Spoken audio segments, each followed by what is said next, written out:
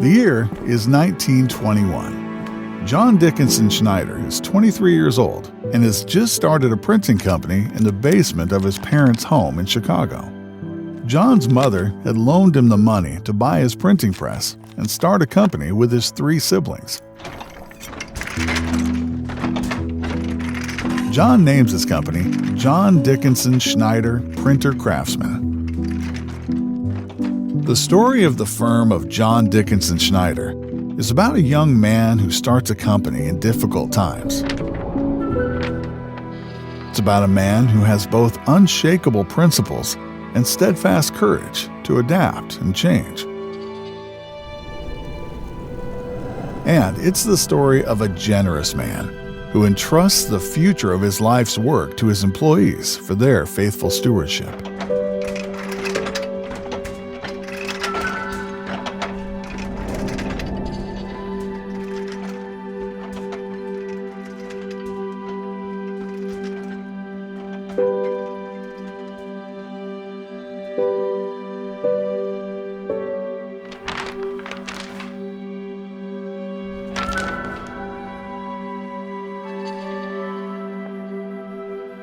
In the 1920s, the city of Chicago is home to many of the largest printing companies in the United States. To compete as a startup against these larger established companies, John Schneider focuses on quality and service, principles that help his company outgrow the family basement in 2 short years.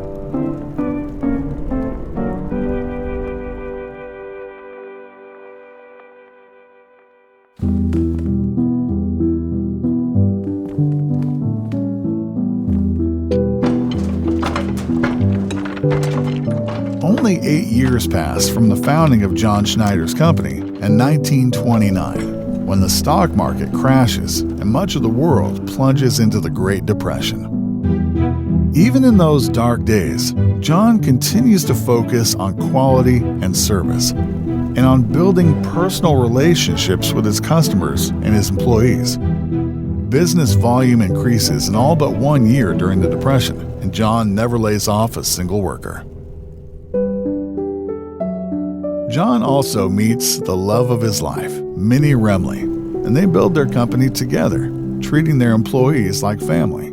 Early in their marriage, John and Minnie encounter a destitute man in a tattered suit, a human casualty of the Great Depression. Not wanting to intrude or embarrass the man, John discreetly takes a photograph as the man walks away and vows to himself that no one who ever works for him or his company will suffer a similar fate.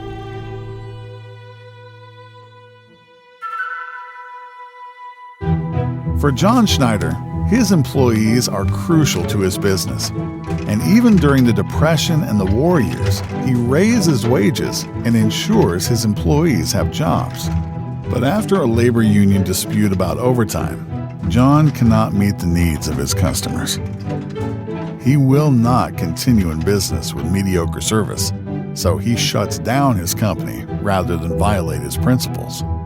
Within the next year, John reopens his company under the same name with his most loyal and experienced workers, building again, recovering from adversity.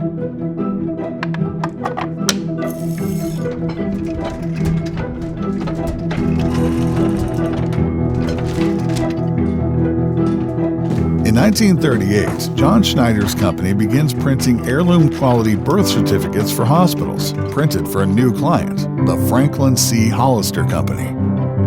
10 years later, in 1948, John purchases the Franklin C. Hollister Company and enters what is for him a new industry. While he continues to run his successful printing business, John begins making medical products under the name Hollister.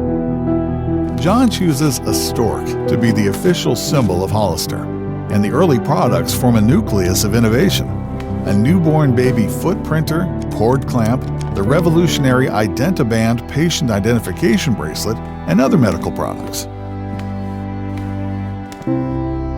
Then, in the early 1960s, a single idea changes the destiny of John Schneider's company.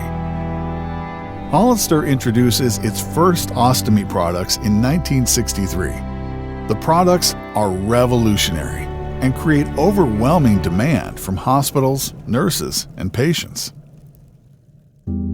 Ever the entrepreneur, John looks to the future once again and chooses the small community of Kirksville, Missouri, almost 400 miles away from Chicago, to build an ostomy manufacturing plant, the biggest risk of his life.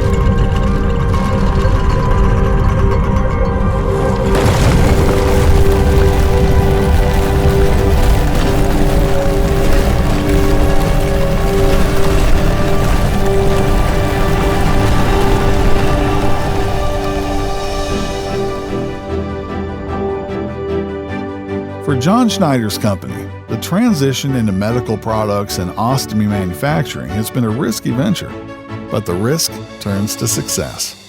The company prospers, and John is determined to continue adapting and evolving for the future. He diversifies further into other medical products and services, and he also adapts and evolves the ownership and governance of his company, supported as always by his wife, Minnie, and ably assisted by his trusted advocate and counselor, Richard T. Zorner. As John nears retirement, through an act of selfless generosity, he transfers ownership of his company and entrusts his life's work to his employees as stewards. Today, the firm of John Dickinson Schneider continues to be independent and employee-owned, a global medical products and services corporation with 2 subsidiaries. Hollister Incorporated, designing and manufacturing advanced medical products, and KMT Medical, providing home health services to consumers who depend on those services to live their lives with dignity. As always, there are challenges. There are also opportunities to adapt and to innovate. Most importantly, JDS associates around the world have opportunities to be inspired. The legacy of John and Minnie Schneider remains the foundational bedrock. The company culture, the living expression of that legacy.